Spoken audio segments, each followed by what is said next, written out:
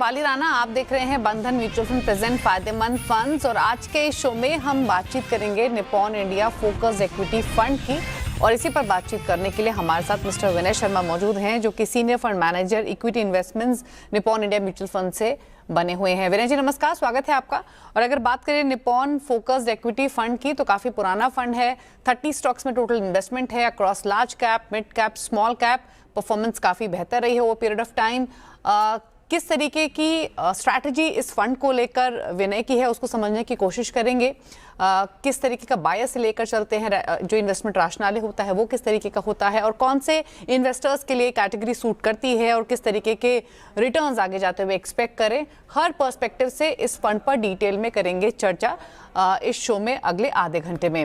विनय जी स्वागत है आपका। सबसे पहले तो इनफैक्ट मार्केट्स पर आपका व्यू, करंट मार्केट सिचुएशन आप कैसी देख रहे हैं। इंडेक्स को देखें, लेवल्स को देखें तो सब कुछ ठीक नजर आता है, लेकिन पेन काफी है मिड कैप्स में, स्मॉल कैप्स में, कुछ सेलेक्ट लार्ज कैप्स में भी। एग्जैक्टली भी मार्केट की ब्रेथ को आप कैसे रीड करते हैं, और क्या आउटलुक है यहाँ से अगर हम अगले 6 महीने या साल भर का व्यू लेकर चले। थैंक्स शो में मुझे इनवाइट करने के लिए, थैंक यू। लेकिन मार्केट्स का जहां तक सवाल है, आई नो ये वर्ड सब लोग यूज करते हैं, but we are sort of cautiously optimistic at this point of time. हमें लगता है अगर आप इंडियन फंडामेंटल्स देखेंगे, अभी फंडामेंटल्स कॉन्स्टेंटली इम्प्रूव हो रहे हैं। आरबीआई इंटरेस्ट रेट कट्स और government GST rate cuts, near term festival demand जो आ रही है वो काफी स्ट्रॉन्ग थी across sectors, and therefore our feeling is that next year Indian nominal GDP growth should accelerate, and that combined with the fact कि last एक साल में decent correction हो गया है काफी pockets में market में, so valuations ज्यादा supportive है compared to जो वो थे 3-4 quarter पहले। earning momentum फिर से आता हुआ दिख रहा है, और at least earnings deceleration bottom out हो गया है, and maybe next year earnings, FY27 earnings would look better than FY26 earnings. So if you combine these 2-3 facts and the fact कि इंडिया ने काफी अंडरपरफॉर्म किया है अपने कॉम्पिटिटर्स को, अगर आप दिस ईयर अगर आप इमर्जिंग मार्केट्स का वो देखेंगे performance, whether it's China, Korea, Taiwan, जो भी कंट्रीज जो इंडिया से कंपेयर किए जाते हैं इन terms of, India has underperform most of them in dollar returns. So we are now in a situation जहाँ पे Indian valuations have got corrected. एक साल का time correction हो गया है almost. काफी pockets में valuation correction has been more than time correction. Earnings momentum is starting to build out, and relative underperformance काफी है compared to most of the other countries. So इन सब फैक्टर्स को combine करके आई वुड से, जैसे कि मैंने start किया था, we are cautiously optimistic on market, and अगर अर्निंग्स मोमेंटम आया तो market should follow the earning growth trajectory. And obviously India में री रेटिंग का ज्यादा स्कोप नहीं है। We are already amongst the most valued in terms of PE और whatever valuation you take market cap to GDP. हम already we are among the most expensive markets in the world, so not valuation re-rating, but we are hopeful that markets can give you returns which are commensurate with earnings delivery. Okay. अच्छा, valuation का आपने जिक्र किया। Valuation comfort on the scale of 1 to 10 कितना है आपका अभी Indian markets में? कौन सी पॉकेट है जो पूरा कंफर्ट दे रही है, कहाँ कंफर्ट अभी कम है? So ये क्वांटिफाई करना तो बड़ा मुश्किल है कि वैल्यूएशन कंफर्ट 1 to 10 की स्केल पे क्या होगा, but I think last year के कंपैरिजन में वैल्यूएशन कंफर्ट डेफिनेटली ऊपर गया है। As I said, earnings momentum आने के चांसेस बढ़ गए हैं। गवर्नमेंट ने और आरबीआई दोनों ने कंजम्पशन इंक्रीज करने के काफी अटेम्प्ट्स किए हैं लास्ट एक साल में, एंड उनके रिजल्ट आने में ऑब्वियसली कुछ क्वार्टर लगते हैं in a major economy like India. So, if you combine earnings and valuation, definitely comfort last year से ज़्यादा है. I wouldn't want to put a number on that. किन sectors में comfort ज़्यादा है? I think हमारा focus at this point of time domestic sectors पे ज़्यादा है compared to global sectors. मैं जब डोमेस्टिक सेक्टर्स की हम बात करें, वेदर वो फाइनेंशियल्स है या कंज्यूमर डिस्क्रिशनरी या ऑटो, पावर, डोमेस्टिक फार्मा, काफी सारे सेक्टर्स हैं जहां पे हमको लगता है वैल्यूएशन सब काफी ठीक रीजनेबल हो गए हैं। और अगर नॉमिनल जीडीपी ग्रोथ एक्सेलरेट किया इंडिया में, तो फिर some of these domestic sectors can show you mid teen sort of earnings, and there we feel we are more optimistic. Global sectors में अभी भी there are some question marks. Dollar depreciation is still a issue. US debt and how US economy will pan out अगले साल, that is still a issue. Tariff, how will trade and tariffs play out, that is a issue. So I think clarity on domestic sectors is much more than clarity on global sectors at this point of time, and therefore some of these domestic sectors जो मैंने कहा, जैसे कि financials, auto, consumer discretionary, domestic pharma, power, domestic capital goods, इन sectors पे comfort relatively ज्यादा है। Okay, चलिए, तो इनफैक्ट ये तो ऐसी थीम है विनय जी जिनका आपने जिक्र किया, जहां पर ज्यादा फंड हाउसेस का भी सबसे ज्यादा एक्सपोजर है, और होना भी चाहिए क्योंकि ग्रोथ यहीं पर नजर आ रही है। चलिए, अब निपॉन फोकस्ड फंड की बात करते हैं। कहां कहां आप इन्वेस्ट कर रहे हैं उसको समझेंगे, लेकिन सबसे पहले आपकी अप्रोच क्या है इस फंड को लेकर, इन्वेस्टमेंट राशनाले क्या है इस फंड के पीछे? तो अप्रोच देखिए, बेसिक अप्रोच तो यह है कि आप कितना रिस्क मिनिमाइज करके कमेंसुरेट रिटर्न जनरेट कर सकते हैं। As a fund house, Nippon, last 4-5-6 साल से this is what we have been trying, that how can you, obviously equity में risk element will always be higher than a lot of other asset classes, but how can within equities, how can you minimize risk, कैसे आप diversification बढ़ा सकते हैं, कैसे आप limits ला सकते हैं जिससे कि आप थोड़ा रिस्क डाइवर्सिफिकेशन हो सके। तो that is one approach के risk minimization. Second, of course, is मेरा personal approach ये है लास्ट कुछ सालों से कि कोई style bias नहीं होना चाहिए। Markets at different points of time, we have seen 2018-19 era जहाँ पे quality was working so well. हमने समय देखा है जहाँ पर growth focus अच्छा करता है। हमने टाइम देखा है कोविड के बाद जहाँ पे वैल्यू फोकस और वैल्यू एज अ पैरामीटर काफी अच्छा किया कुछ सालों तक। सो markets at different points of time gives you different sort of opportunities, and I think as a fund manager मेरा प्रयास यही रहता है कि how can we latch on to some of those opportunities, can we identify कहाँ पर risk reward अच्छा लग रहा है, किन sectors में, किस factor में, डोमेस्टिक इकोनॉमी में या ग्लोबल इकोनॉमी में। सो थोड़ा स्टाइल बायस नहीं हो, that is a constant endeavour. And obviously the most important part is stock picking. So we start from this thing कि कहाँ पर वैल्यू क्रिएशन पोटेंशियल अगले 3-4 साल के टाइम होराइजन में बेहतर लग रहा है। That is the most important thing. So we try and avoid things जहां पे हमको लग रहा है कि even if momentum is more but valuations capture कर चुके हैं। Instead we look for opportunities जहाँ पे markets temporary problems को extrapolate कर रहा है and valuations are in your favor. So we like things in little bit of problems, things which are out of favor.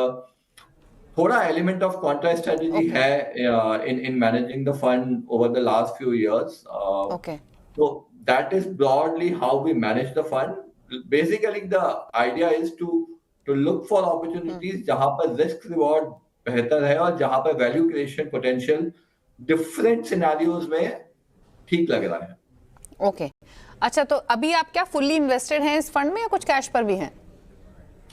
Broadly fully invested है। 3-4-5% का cash probably होता है at different points of time, but ऐसा कोई defensive approach नहीं है। As I said in the beginning, your first answer, that we are cautiously optimistic on the market at this point. So therefore cash ऐसा कोई big element of strategy नहीं है at this point of time. Okay, चलिए अब exposure आपने कहाँ कहाँ लिया हुआ है उस पर अब थोड़ा सा फोकस करते हैं। तो सबसे पहले सेक्टर्स की बात कर लेते हैं। उसके बाद हम लार्ज कैप, मिड कैप और स्मॉल कैप कॉम्पोजिशन को भी समझेंगे। तो अभी अभी मेजरली आप कहाँ इन्वेस्टेड हैं? अगर हम सेक्टर एलोकेशन की बात करें, कहाँ आप ओवरवेट हैं, कहाँ आप अंडरवेट हैं, किस तरीके का कॉम्पोजिशन है इस फंड का? तो देखिए, जैसे कि मैंने शुरू में आपको कहा कि बेसिकली हमारा डोमेस्टिक फोकस बहुत ज्यादा है at this point of time. तो अगर आप फंड ओवरऑल देखेंगे तो प्रोबेबली बिटवीन, मुझे एग्जैक्ट नंबर तो याद नहीं है, but probably between 65 to 75% of the fund today domestic focus होगा। व्हेन आई से डोमेस्टिक फोकस, फाइनेंशियल्स सबसे बड़ा पार्ट है फंड का। ऑब्वियसली वो मार्केट का भी सबसे बड़ा सेक्टर है, इंडेक्स में भी सबसे ज्यादा वेट है। सो मोस्ट फंड्स में फाइनेंशियल एक बड़ा पार्ट होता है, but generally we are very optimistic on financials at this point of time, and financials is the biggest sector in the fund. उसके बाद consumer and sectors which are related to Indian consumption, that is the second biggest part.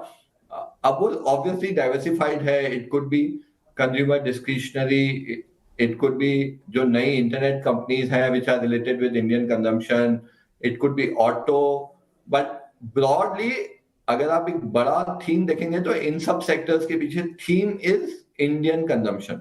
So financials, Indian consumption, and उसके बाद there are some small small themes, जैसे कि हम power demand पे काफी bullish हैं। इस साल power demand has not done too well क्योंकि मॉनसून थोड़ा लंबा था, there has been a little bit of unpredictable weather, but I think over the next 3, 4, 5 years हम लोग इंडियन पावर डिमांड और इंडियन पावर कैपिटल गुड्स पे काफी positive हैं। So that is one part of the fund. Then pharma, I think as a sector valuations have become reasonable now. जो उनमें earnings bump था because of a few US focused drugs, वो I think normalise हो जाएगा अगले few quarters में, and after that there is a new wave of drugs coming which can lead to 2, 3, 4 years of good revenue growth for even US focused pharma companies.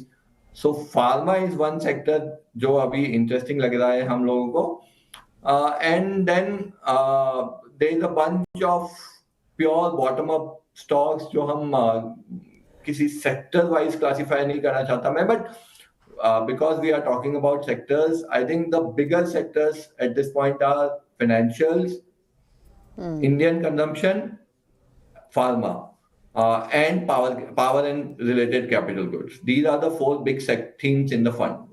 Okay, pharma पर in fact मैं आपसे comment लूंगी। और जैसे आपने कहा, मैं कॉम्पोजिशन देख भी रही थी, मेजरली जो सबसे ज़्यादा एक्सपोजर है तो वो बैंक्स और फाइनेंशियल्स में है, और इस बास्केट को अगर कंबाइन कर दूं तो इट इज़ क्लोज टू 30%। वो मैं देख भी रही थी। अच्छा, मैं ऑटो कंपोनेंट्स पर बात करना चाहती हूँ। अभी आपका जो एक्सपोजर है ऑटोमोबाइल्स और ऑटो कंपोनेंट्स में लगभग 6 से 7% के रेशियो में है, और इस थीम ने अगर आप पिछले 6 महीने उठा के देखें, इस साल की शुरुआत से उठा के देखें, बारिंग फ्यू स्टॉक्स का ज़बरदस्त परफॉर्मेंस रही है। अभी भी कंफर्ट है क्या इन लेवल्स पे? आपके पास सिर्फ एक ही बड़ा मेन ऑटोमोबाइल नाम शामिल है, तो क्या स्ट्रैटेजी इस बास्केट को लेकर सो फार रही है या क्या आगे रहेगी? नियर पास में कुछ कंपोजिशन ऑटोमोबाइल्स में चेंज किया है या फिर ये ऐसे से ही था पहले से ही? नहीं, आई थिंक थोड़ा हमने ऑटो में प्रॉफिट बुकिंग किया है बिकॉज जैसे कि आपने कहा लास्ट 3-4 महीने में जीएसटी का अनाउंसमेंट के बाद ऑटो स्टॉक्स ने काफी डिसेंट रिटर्न दिया है, एंड मार्केट को काफी आउट परफॉर्म किया है, तो थोड़ा हमने वहां प्रॉफिट बुकिंग किया है। बट जनरली आई थिंक अगर आरबीआई और गवर्नमेंट दोनों का कंजम्पशन पे फोकस रहता है, and in general consumption, Indian consumption has underperformed expectations for a fairly long period of time, and we believe कि वो reverse होना चाहिए. Indian consumption is the medium and long term story, one of the most promising stories in the world economy today. So I think broadly auto in the medium term as an industry and also in terms of stock sector should do okay.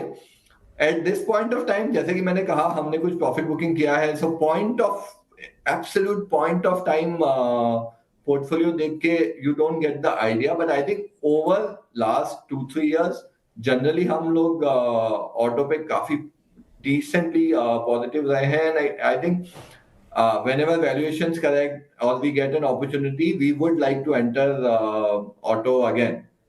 Okay. Because medium term story auto is looking quite okay. Okay.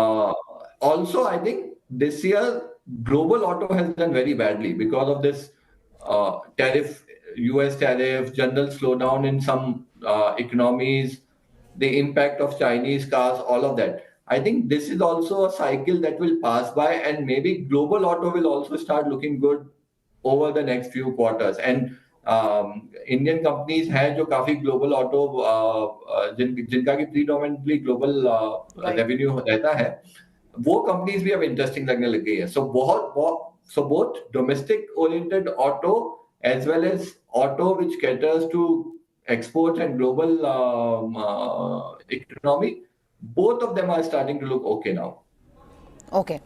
चलिए, तो ये interesting है. Automobiles को लेकर एक outlook भी मिला और फंड की अप्रोच क्या है उसके बारे में भी डिटेल्स शेयर की. एक क्विक ब्रेक के लिए रुक रहे हैं. जब लौटेंगे तो आईटी और फार्मा को लेकर फंड की क्या अप्रोच रहेगी इन फ्यूचर, एग्जिस्टिंग एलोकेशन कितना है उसको समझने की कोशिश करेंगे.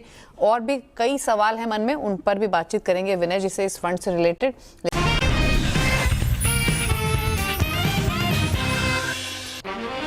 ब्रेक के बाद आपका स्वागत है. आप देख रहे हैं बंधन म्यूचुअल फंड प्रेजेंट फायदेमंद फंड्स और आज हम बात कर रहे हैं Nippon India focused equity fund की और इसी पर चर्चा कर रहे हैं मिस्टर विनय शर्मा जो कि senior fund manager equity investments Nippon mutual fund से हैं. विनय जी, ब्रेक के बाद आपका स्वागत है. और जैसे ब्रेक में जाते हुए मैंने कहा भी आईटी फार्मा पर अब एक आपका आउटलुक लेना चाहेंगे. फंड का अगर मैं एक्सपोजर देखूँ तो आईटी में इन्फोसिस लगभग 5% के आसपास का एलोकेशन है और हेल्थ केयर में भी लगभग 6-7% के आसपास का एक्सपोजर आपका है. इनफैक्ट मोर देन दैट अगर मैं सिंजन को भी ऐड करूं तो अभी आपकी अप्रोच यहाँ से आईटी और फार्मा को लेकर क्या है, क्योंकि आपने पहले मेंशन किया फार्मा आपको ठीक लग रहा है.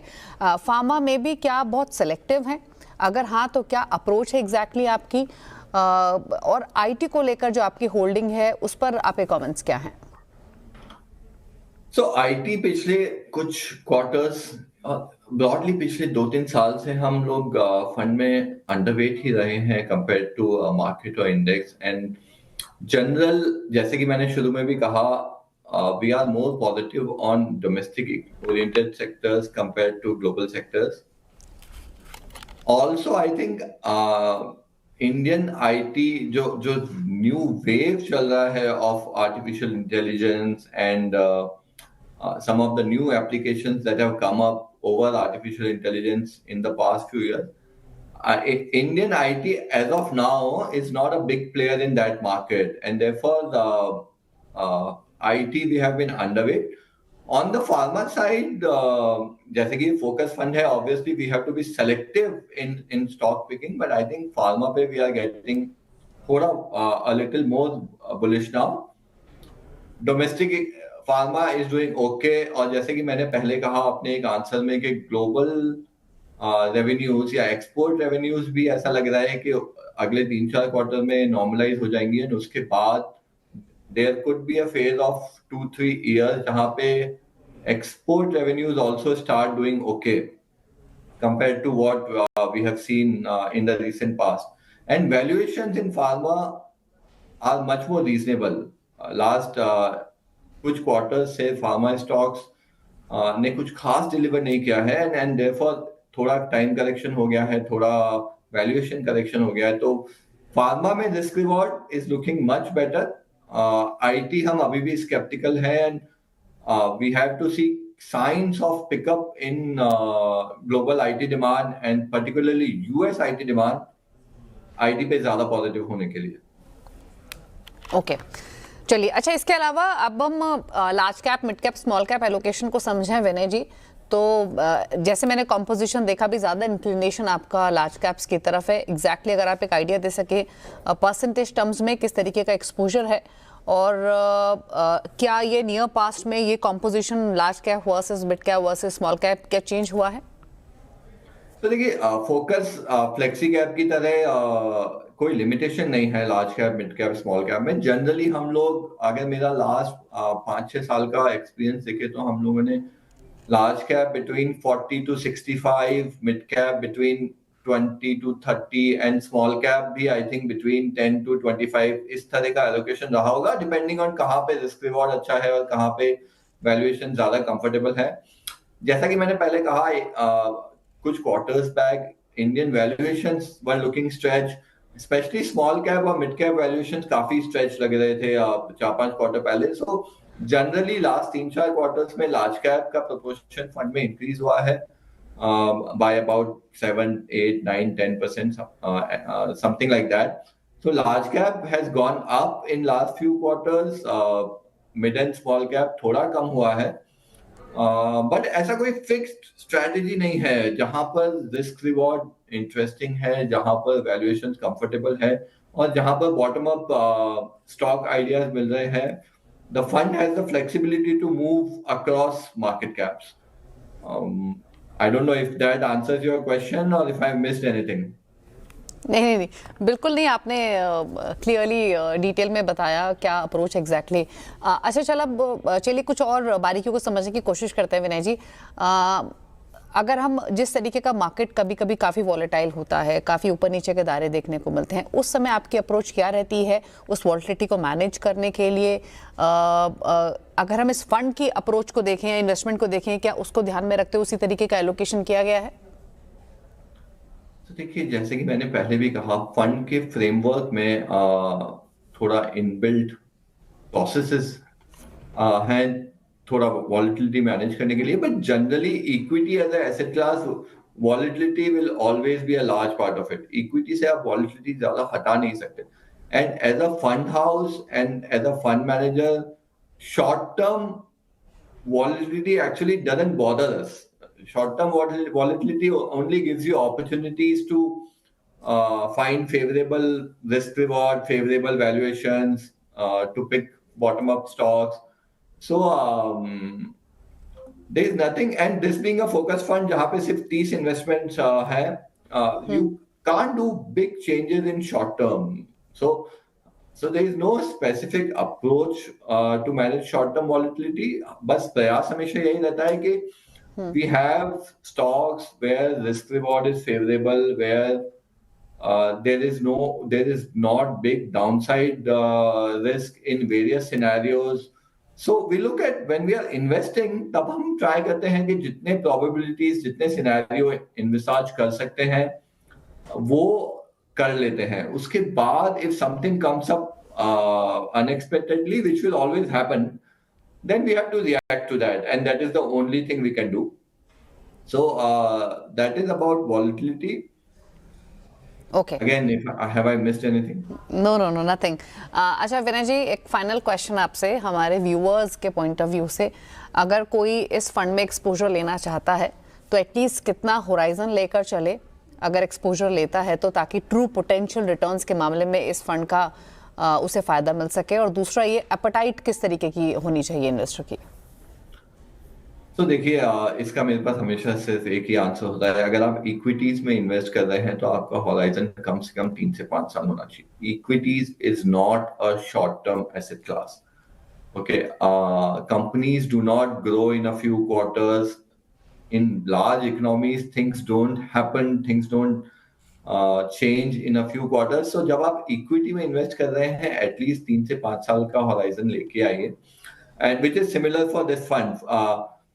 अगर आपको फोकस्ड फंड का एपेटाइट, जिसका फ्लेक्सी कैप या मल्टी कैप में इन्वेस्ट करने का एपेटाइट है, same sort of risk category of investors और investors, these focused funds as a category has similar sort of risk profile as a multi-cap or a flexi-cap fund. Obviously, थोड़ा सा variability focus में ज़्यादा रहता है, because यहाँ पर सिर्फ 30 investment allowed है, जबकि flexi-cap और multi-cap में diversification ज़्यादा हो सकता है। But हमारा मानना है कि 30 is a good enough number to diversify, and so risk appetite of focus is very similar to a multi-cap or a flexi-cap fund. Okay. चलिए, शुक्रिया सर आने के लिए शो में, और हर पर्सपेक्टिव से इन डिटेल आपने इस फंड के बारे में हमारे व्यूअर्स को बताया। ना सिर्फ कॉम्पोजिशन, बल्कि आपकी अप्रोच क्या है, क्या स्ट्रैटेजी आप लेकर चलते हैं, और तमाम बारीकियां आपने इस फंड से जुड़ी हुई हमें बताई। थैंक यू सो मच इस शो में आने के लिए। तो हम यहाँ बात कर रहे थे निपॉन फोकस्ड इक्विटी फंड की। Large cap, mid cap, small cap का एक कॉम्बिनेशन इस फंड में आपको मिलता है, जिसमें मेजर एक्सपोजर लार्ज कैप्स में लिया हुआ है। और अगर बात करें सेक्टर स्पेसिफिक, तो डोमेस्टिक थीम साथ स्पेशली ऑटोमोबाइल्स, बैंक्स, फाइनेंशियल्स, साथ ही फार्मा, ये कुछ थीम्स हैं जो कि इस फंड के रडार पर हैं। इसमें कुछ सेलेक्ट कैपिटल गुड्स भी आते हैं, पावर क्षेत्र भी आता है, और एटलीस्ट 3 to 5 ईयर्स का होराइजन लेकर ही चले अगर आप इस फंड में एक्सपोजर लेते हैं। इसी के साथ फायदेमंद फंड्स में तो इतना ही। ब्रेक के बाद भी खबरें जारी हैं। नमस्कार।